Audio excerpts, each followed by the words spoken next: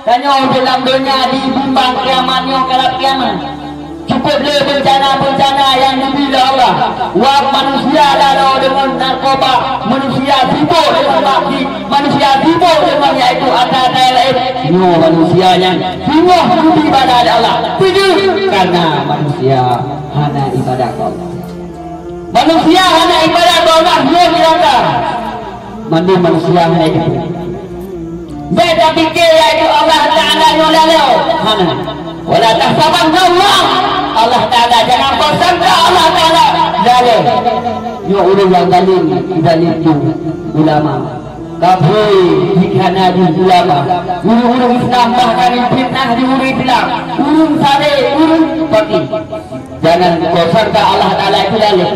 Tetapi dia Allah Ta'ala ada depu.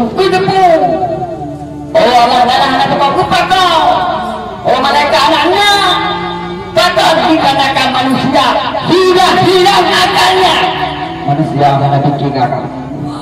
Maka manusia juga lalai karena manusia sibuk dengan harta, dipikir kemewahan, dipikir dia itu keluarga yang mewah. Ibadat hana.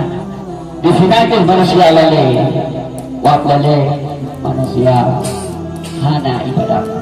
Utak hana le baule, utak betul. Manusia hana le dimaksud Allah. Betul manusia tidak durhaka Allah. Yo, ke manusia yang tengah diperintah timbang kiamat. Manusia akan boleh dalam adanya Allah. Manusia akan boleh dalam hadis Nabi. Manusia yang khianat Rasulullah. Manusia yang khianat Nabi. Yo ingat, nah adil yang kepada Allah. Allah Ta'ala mengalir. Jadi katanya manusia urus Islam. Enggak manusia yang ingin ya pemuda hukum tapi hanifah. Ada waktu saatnya. Jadi manusia hanya mikir.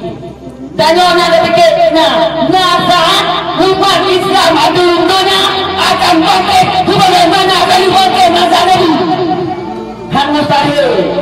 Ingat, kita ulama kalian jalan Allah. Ini firman azali Allah Ta'ala Maha Kuasa. Aku dia ulama di tengah ulun yang zalim.